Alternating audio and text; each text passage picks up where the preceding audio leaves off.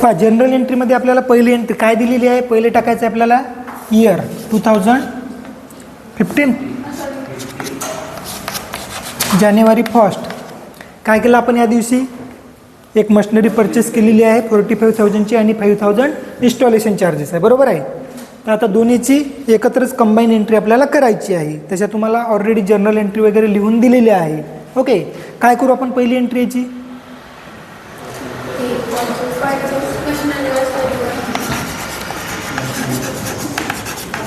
Machinery account debit. त्यानंतर काय करायचं आहे, याच्यातच करायचं, त्याला सुद्धा मशिनरी अकाउंटच लिहायचं आहे. मशिनरी अकाउंटच लिहायचं, त्याला बी कंसात लागल्यास इथे इन्स्टॉलेशन लिहून टाकायचं, कारण तो मशिनरीचाच भाग झालेला आहे. Okay, machinery account debit, machinery account debit. त्यानंतर क्रेडिट काय करतो, bank account,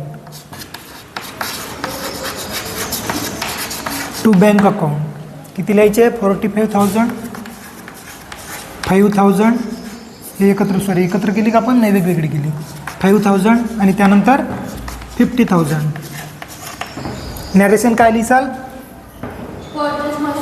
being purchase machinery with installation charges.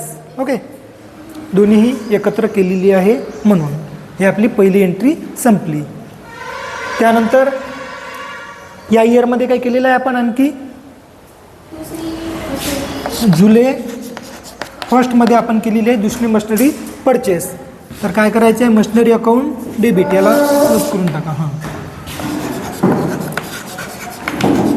Machinery account debit to bank account. यामध्ये इन्स्टॉलेशन चार्जेस वगैरे दिलेला नाही. ओके, म्हणून machinery account debit to bank account 25,000. Narration काय लिहिसाल, बिईंग परचेस मशिनरी. ओके, त्यानंतर या इयरमध्ये आपण काय केलं, दुसरा अतिरिक्त ट्रान्झॅक्शन काय केलेलं आहे का, नाही. मग आपल्याला यावर्षी काय करायचं आहे, डिप्रिशिएशन चार्ज करायचं आहे.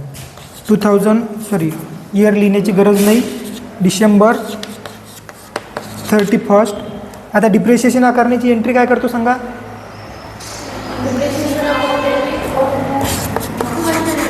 Depreciation account debit to machinery account. आता जे वर्किंग नोट तुम्ही केलेली आहे त्याच्यामध्ये तुम्ही डिप्रिशिएशन किती आकारला, तो डिप्रिशिएशन आपल्याला लिहायचा आहे. पहिले आकारला पहिल्या वर्षी 6,250, बरोबर आहे, 6,250.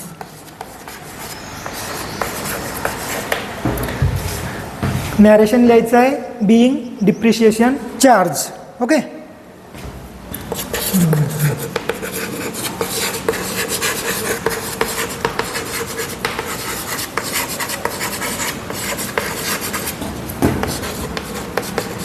both machineries.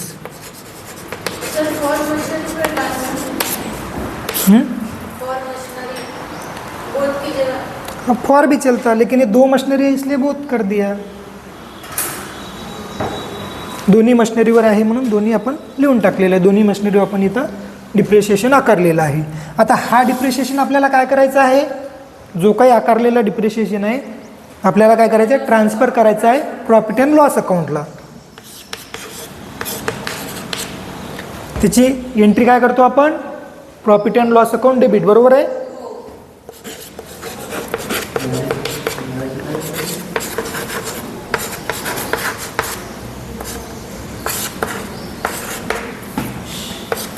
To depreciation account, amount same. आता याचं नॅरेशन काय लिहिसाल, being depreciation balance transfer to profit and loss account.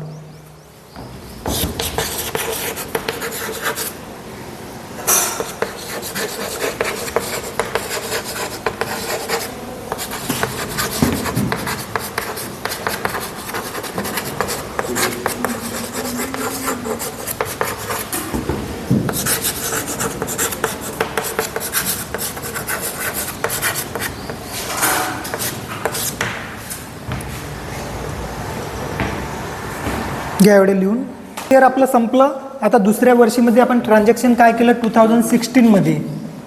2016मध्ये काय केलं आपण, काहीही केलेलं नाही, फक्त आपल्याला डिप्रिशिएशन आकारायचं आहे. बरोबर आहे. डिप्रिशिएशन जेवढं तुम्ही काढलेलं आहे वर्किंग नोटमध्ये तेवढं डिप्रिशिएशन तुम्हाला आकारायचं आहे. त्याच्या 2 एंट्र्या करायच्या आहे. पहिली एंट्री कशाची करायची आहे, डिप्रिशिएशन चार्जची. काय करसाल entry, depreciation account debit to machinery account, दोन्ही मशिनरीवरचं डिप्रिशिएशन लिहून दाखवायचं आहे.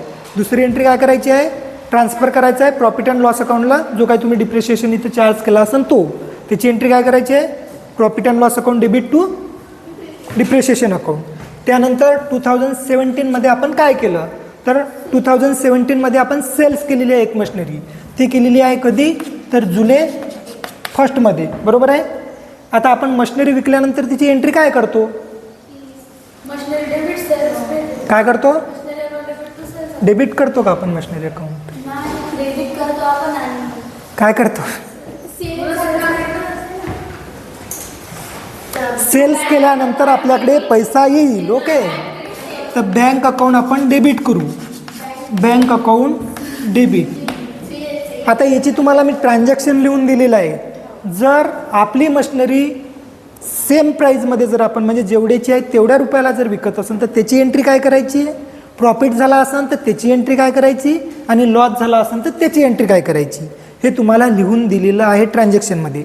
आपली जी मशिनरी आहे विकल्यानंतर जिची किंमत 37,500 आहे ती आपण 30,000 रुपयाला सेल्स करतो.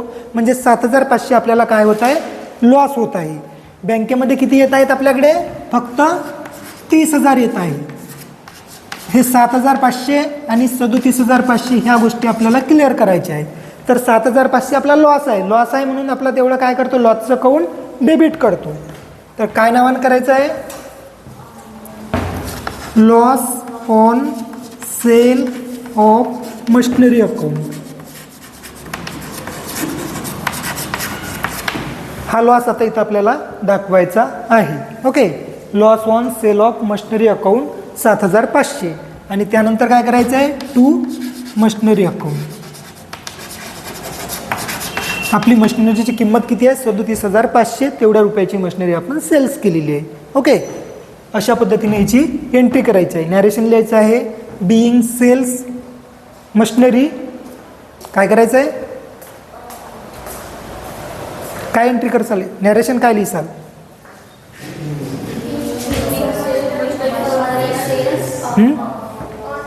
On loss. ओके, अशी एंट्री करायची आहे. त्यानंतर काय करतो आपण,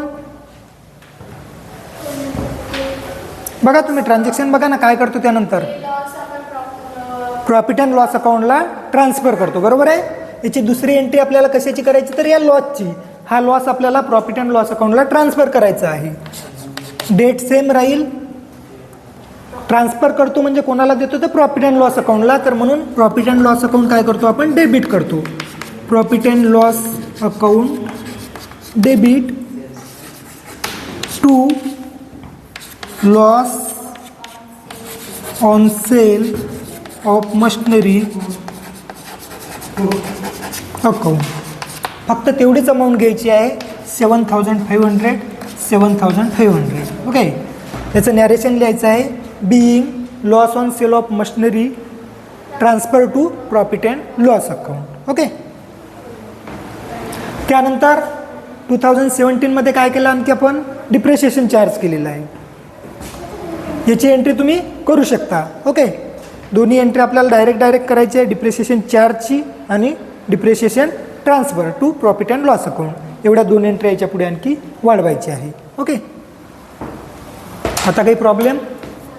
ओके, आता इथं जर प्रॉफिट झाला असता तर हा प्रॉफिट आपण इथं क्रेडिट केला असता. बरोबर आहे. आणि इकडे प्रॉफिट जो आहे तो वर profit and loss account credit, विरुद्ध एंट्री झाली असती.